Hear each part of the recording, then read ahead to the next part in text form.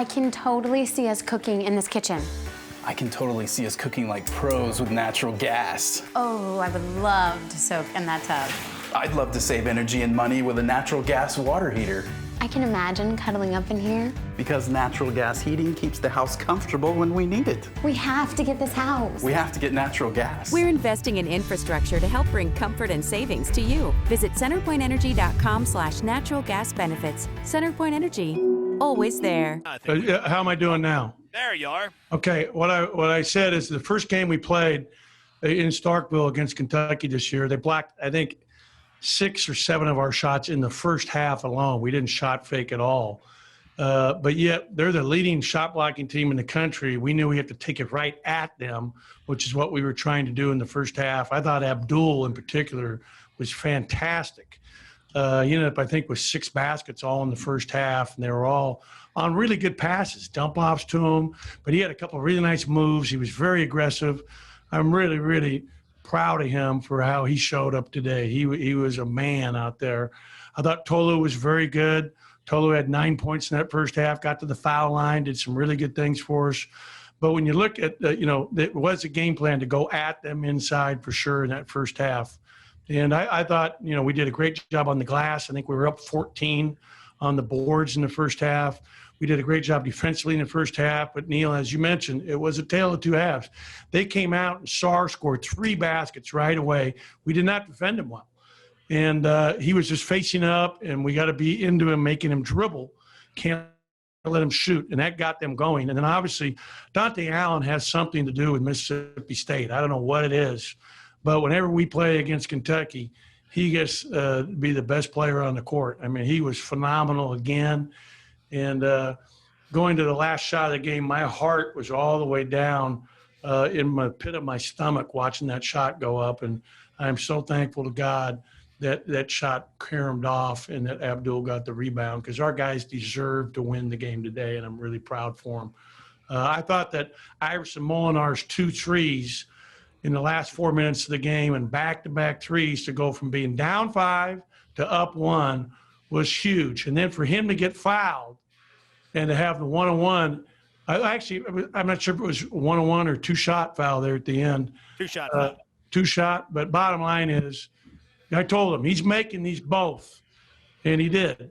And he showed a lot of toughness, a lot of mental toughness. We're really proud of him. DJ Stewart's 10 assists today were fantastic, absolutely phenomenal. They were trying to double him, get it out of his hands. He made a lot of great decisions today. Really proud of how DJ handled the ball and handled their pressure. How proud of you are your guys as a whole? And we talked about this in the pregame show. Your team won 5 road games in the SEC this year. That's not easy to do. And they had every reason when Kentucky erased that 15-point lead to kind of maybe have some doubt, and they didn't. They still found a way to get it done. How proud does that make you as a coach? I'm really excited for them. They handled the adversity of the moment, of them coming back, of those threes. And really it was Allen that led that charge coming back. After, Sarr made those first big threes, Mintz made a 3, and give Kentucky credit. I mean, they fought their way back and had a 5-point lead. We just found a way there down the stretch to turn it back around for us.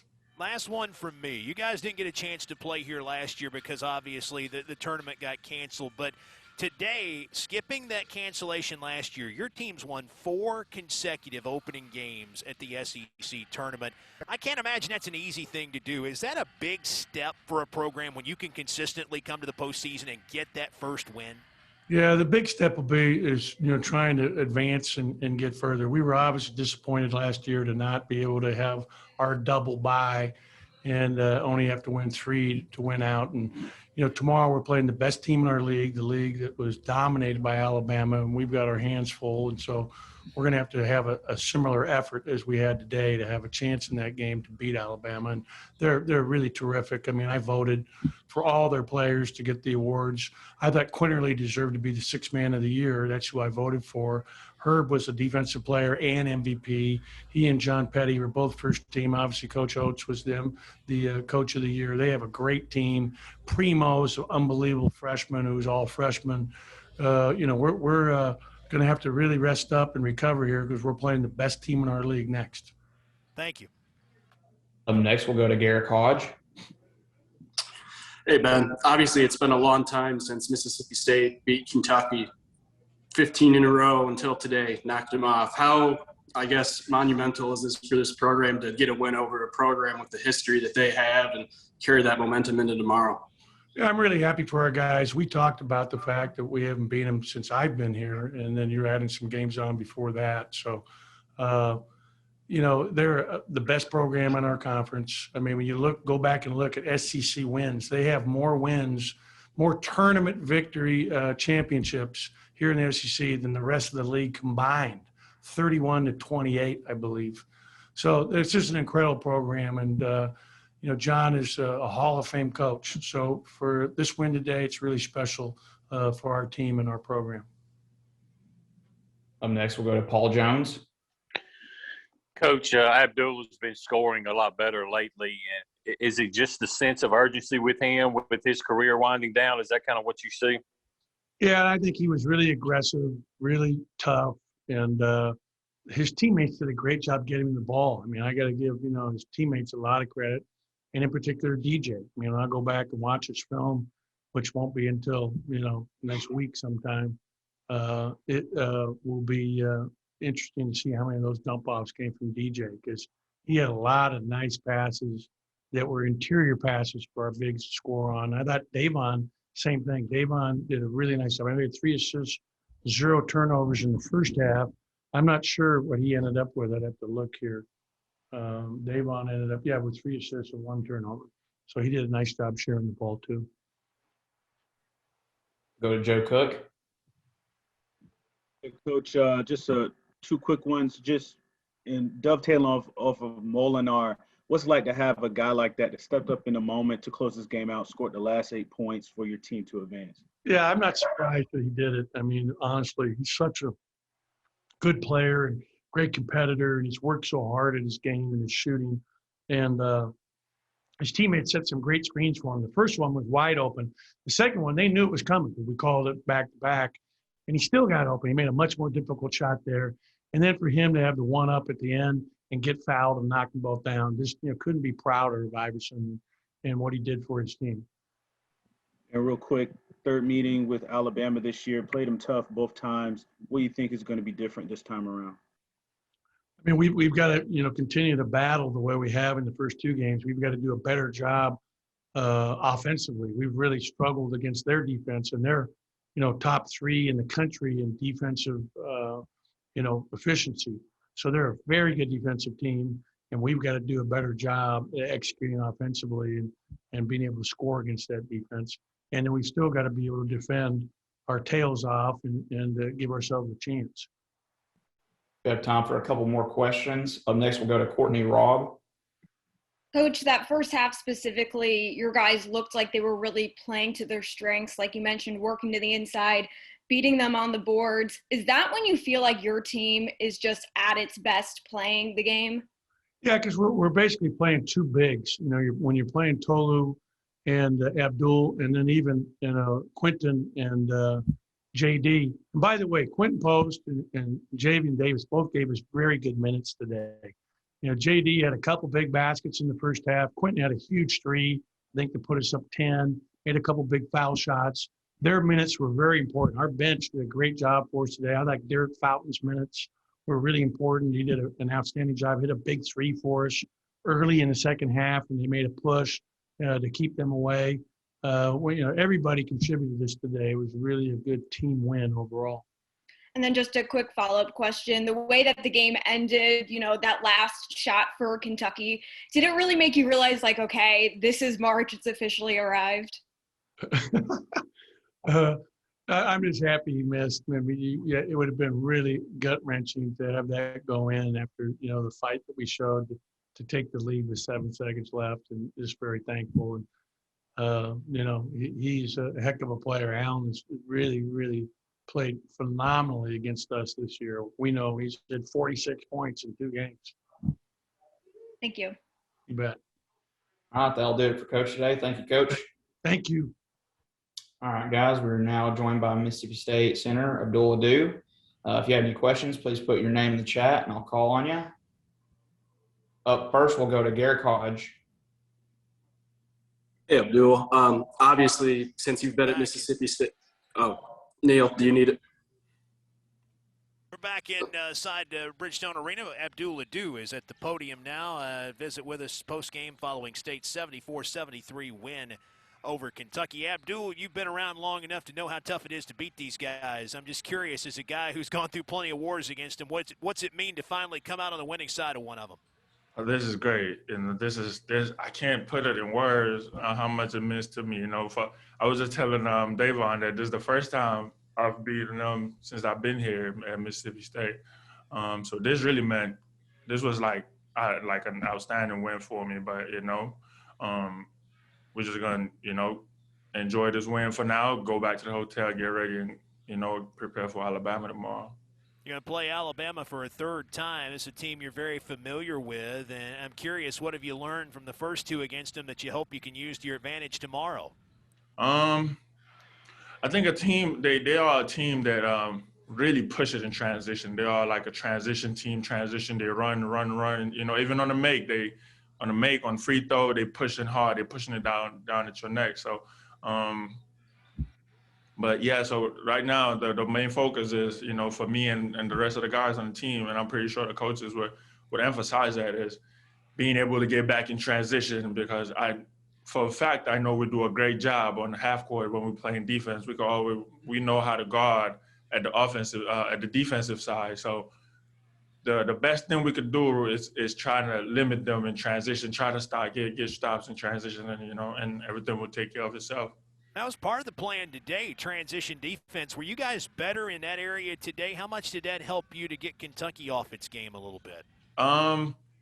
Like I said, at the half court, we are a tough team to score on, because we communicate, we talk to each other, we help each other on the defensive side, So if we could get back in transition and everybody pick up a man, it doesn't matter who it is. We're gonna guard out our butts off every time. So the focus is transition. Today I feel like everybody did a great job. The whole team did a great job on that part of and getting back in transition. We messed up a couple of times where they got.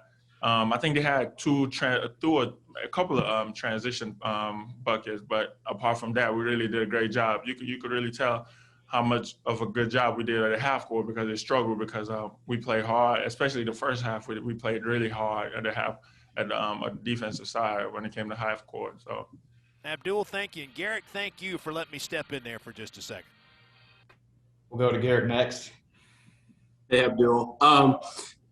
How much did your heart just kind of stop for a second when you saw that last shot from Kentucky go up? Obviously, it was kind of an open look, but worked out for you and clanged off the rim, and you guys are moving on to tomorrow.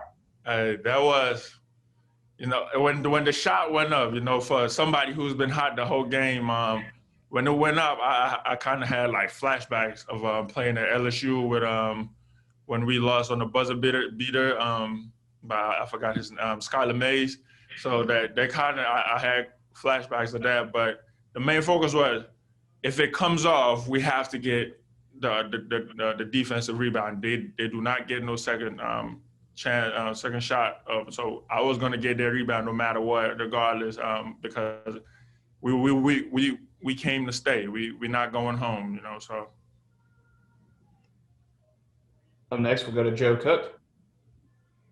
Yeah, Abdul, just talk about, you heard that phrase, find a way to win. And I feel like that's what your team did. You're up 14, then down 5, and then back and forth in the last 2 minutes. Just talk about just the ebbs and flows of this game and how you guys kind of stuck together when Kentucky made that charge back and just closing it out.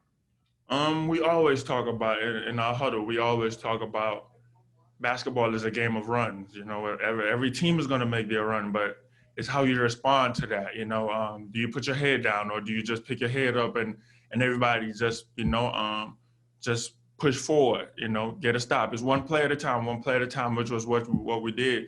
The coaches called a play for Iverson, and he hit 2 shots. We have confidence in them. We have confidence in our shooters, and we will do whatever it takes to get that person open, whoever's hot. And Iverson is a great shooter. DJ is a great shooter.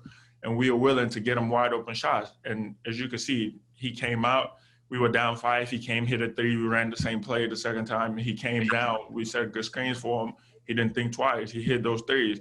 And that was the whole focus, one play at a time, one play at a time. Go back on defense, get stops, stops, come back on offense, because we had confidence in each other. And we know, hey, they made their run, fine, whatever. We're going to come back and make our run. So, yeah. We'll end things with Paul Jones. Abdul, earlier this year, Kentucky blocked a lot of y'all shots in the first half. You think you kind of caught them off guard or surprised them a little bit with the way you guys attacked them right from the tip? I gotta give the guards credit. The guards really looked inside to the bigs. They DJ had 10 assists. You could tell he was looking for everybody. If we were wide open, he was going to pass you the ball. We figured the first time we really didn't play inside out. And we really needed to help the guards outside, because it can't be just an outside game the whole time. It has to be inside, outside. So if we help them on the inside, it helps open up space for them to get wide open shots that they could drive and kick, because DJ drove kick, post up and all that. He was looking for the guard. He was looking for the bigs the whole first half.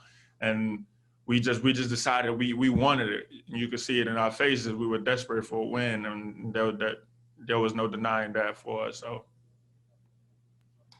thank you, Abdul. Appreciate it. Thank you.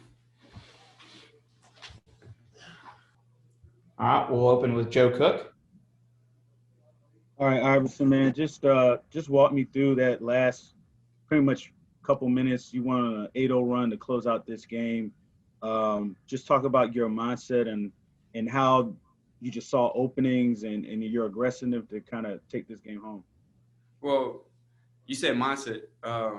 Man, my mindset from before the game, beginning of the game was, I had a lot to prove, and, I had a chip on my shoulder, and, I just want to show people that, I can be tough out there, and, I can be mentally tough at the end of the games. And, I just want to show my ability and want to show that, I'm capable of. Up next, we'll go to Garrett Hodge.